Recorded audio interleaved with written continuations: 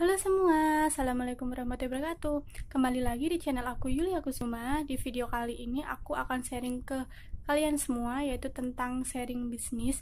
Dimana di sini aku akan ceritain pengalaman aku tentang bisnis, yaitu tentang beberapa penipuan yang akhir-akhir ini terjadi. Terus gimana caranya biar kalian para bisnis online yang mungkin pemula biar nggak ketipu. Terus ciri-cirinya tuh gimana sih? Jadi langsung aja ke videonya, stay tune terus ya.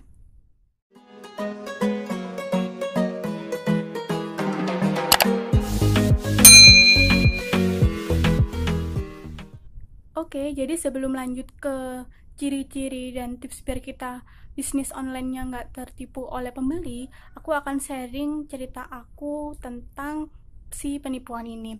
Jadi beberapa bulan yang lalu, mungkin 1 bulan yang lalu, itu kan ada customer yang order di WA. Nah, tapi itu waktu malam banget. Jadi kayak kita langsung ngikutin arahan dia gitu loh.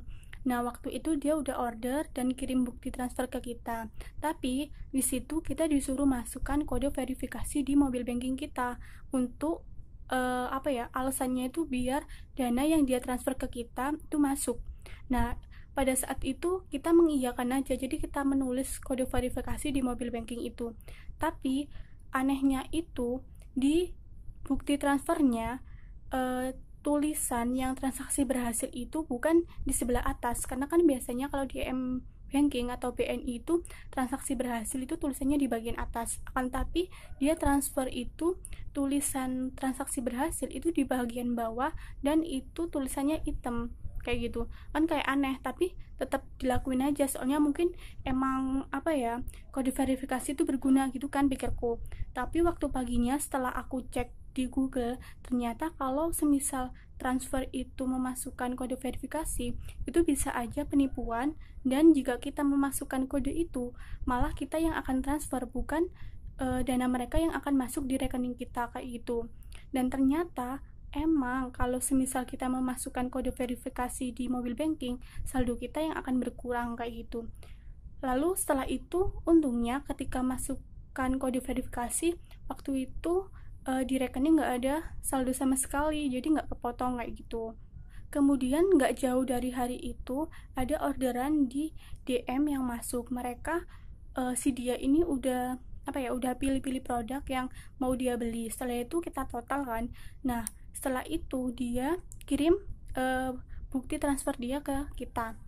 Setelah kita cek, kenapa bukti transfernya ini sama seperti yang sebelumnya. Jadi transaksi berhasil dia itu ditulis sendiri di kolom catatan gitu loh. Jadi bukan otomatis dari mobile bankingnya dia, tapi dia tulis sendiri di kolom catatan. Biasanya kolom catatan ini berguna untuk penulisan seperti pembayaran baju online shop atau pembayaran apa, tapi enggak, dia ditulis di kolom catatan itu berupa transaksi berhasil. Karena kita yang awalnya udah pernah mau kena tipu seperti itu, otomatis kita bilang ke dia kalau emang transfernya itu belum masuk ke rekening kita. Setelah itu kita bilang ke dia suruh transfer pakai bank biasa, karena dia menggunakan transfer itu pakai aplikasi lain, bukan pakai aplikasi seperti BNI, BRI, mobile banking dan sebagainya seperti itu. Akhirnya dia itu nggak terima kalau semisal dia itu dikatakan sebagai penipu. Dia mau menyebarkan nama Instagram kita Sista Fashion itu di Facebook, di WhatsApp dan sebagainya, kalau dikiranya kita tuh penipuan karena transfer udah masuk tapi sama kita nggak diproses gitu kan, seperti itu. Tapi karena kita awalnya udah tahu kalau itu penipuan, maka kita nggak proses hal itu kayak gitu. Lalu yang kedua ini itu terjadi ke teman aku di salah satu fakultas sama di aku, yaitu Fakultas Ekonomi UB. Nah, dia itu kayak ikut suatu proker di himpunan, dan dia itu bagian pet promote kayak gitu loh kan, seperti ada acara. Nah, waktu itu ada yang mau pet promote ke proker si dia. Nah, waktu itu si penipu ini itu transfer yang seharusnya cuman 50.000 atau berapa aku lupa, tapi dia transfer melebihi itu dan jauh dari yang seharusnya. Semisal seharusnya transfer 50 buat pet promote, tapi dia transfernya 500.000, jadi kan ada kelebihan dari hasil itu. Nah, si penipu ini minta ke temanku buat transfer balik kelebihannya, Padahal setelah dicek sama temanku di rekening itu nggak ada saldo masuk sama sekali.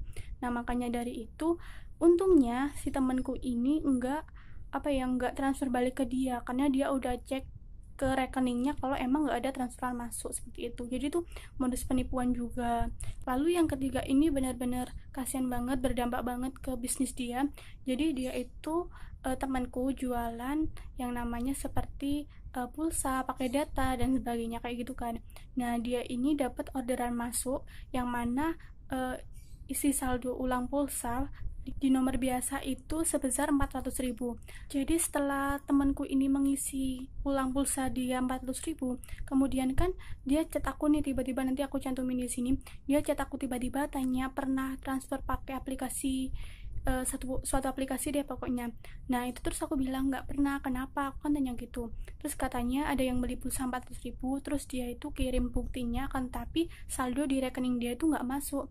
Terus aku bilang ke dia, hati-hati ya, itu biasanya penipuan karena banyak banget sekarang yang seperti itu. Terus akhirnya aku chat panjang lebar sama dia, terus aku suruh dia screenshot di detail transaksi biar itu emang benar masuk apa enggak. Seperti itu, ternyata dia tiba-tiba itu diblokir dan uang 400.000 yang ditransfer tadi itu nggak masuk. Jadi dia udah isi ulang pulsa ke nomor si penipu, tapi akhirnya 400.000-nya itu nggak ditransfer untuk pembayaran pulsanya, seperti itu. Jadi itu beberapa cerita atau sharing bisnis yang bisa aku ceritain ke kalian semua. Jadi di sini aku juga mau sharing ke kalian gimana sih ciri-ciri orang yang emang mau nipu bisnis online kita. Yang pertama itu dia seperti menyuruh kita untuk segera melakukan perintahnya. Seperti aku tadi, dia harus harus fast respon banget buat ngikutin arahan dia, seperti masukkan kode verifikasi, sampai dia telepon sering ke kita, harus ngikutin arahan dia. Pokoknya dia itu bener-bener kayak nyuruh kita untuk melakukan apa yang dia mau. Seperti itu bener-bener harus waspada banget, karena kalau seperti itu udah kayak tanda-tanda, karena nggak mungkin kan seorang pembeli itu kayak menyuruh kita atau sampai telepon ke kita, video call ke kita untuk melakukan arahan yang dia kasih, seperti itu. Lalu di sini itu poin yang paling penting, yaitu tentang tips dan trik biar kita itu nggak ketipu sama pembeli kita.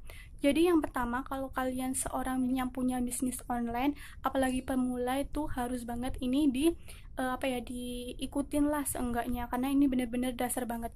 Yang pertama, sebelum kalian melakukan proses transaksinya, kalian harus bener-bener kayak ngasih ke customer kalian itu suatu format order yang berisi nama, Instagram, alamat lengkap, dan nomor HP aktif.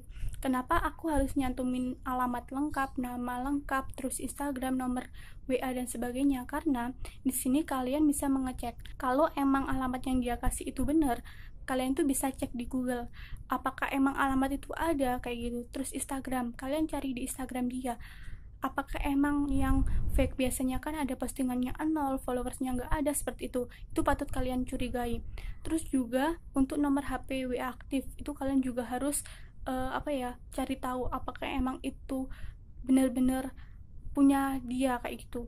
Terus apalagi kalian harus patut curiga atau hati-hati ketika kalian mendapat customer tapi foto profil WA-nya nggak ada, terus semuanya nggak ada, dan dia nggak ngisi format order. Itu harus benar-benar kalian hati-hati kayak gitu. Jadi yang penting kalian yang pertama harus cross check biodata dia lah, mulai nama, alamat lengkap, Instagram, dan nomor HP-nya kayak gitu. Kalau bisa simpan format order itu biar nanti waktu kita mau ngasih barang ke dia, kita itu menyimpan bukti kalau dia emang melakukan format order. Yang kedua itu kalian jangan melakukan suatu proses transaksi ketika dia belum transfer. Jadi ketika dia belum benar-benar transfer ke kita dan kita udah cross check itu beneran transfer beneran apa belum, kalian jangan kayak fix order kan gitu. Jadi keep dulu sampai itu emang benar-benar pembayarannya telah selesai. Kecuali kalau kalian punya sistem COD atau bayar di tempat, itu seenggaknya kalau kalian emang nggak kenal sama dia atau rumahnya jauh atau kalian curiga kalau barangnya nggak akan diambil, minimal transfer itu 50% dari pembayaran yang seharusnya. Jadi kita jaga-jaga kalau barang itu nggak diambil sama customer kita kayak gitu. Lalu yang ketiga, sebelum kalian emang fix order kan, kalian juga harus mengecek bukti transfer yang dia kirim ke kita. Itu kan suatu permasalahan yang paling dasar banget, karena semua cerita itu pasti berbentuk awalnya masalahnya itu dari bukti transfer. Kalian lihat jamnya itu jam berapa, tanggalnya itu tanggal berapa, terus namanya tuh gimana, terus transaksi berhasil enggaknya tuh kalian lihat. Pokoknya kalian harus sedetail mungkin untuk mengecek suatu transaksi kayak gitu, biar kejadian seperti ini di teman-temanku, di kalian semua nggak bakalan terjadi lagi kayak gitu. Jadi segitu dulu video dari aku, semoga bermanfaat. See you next video.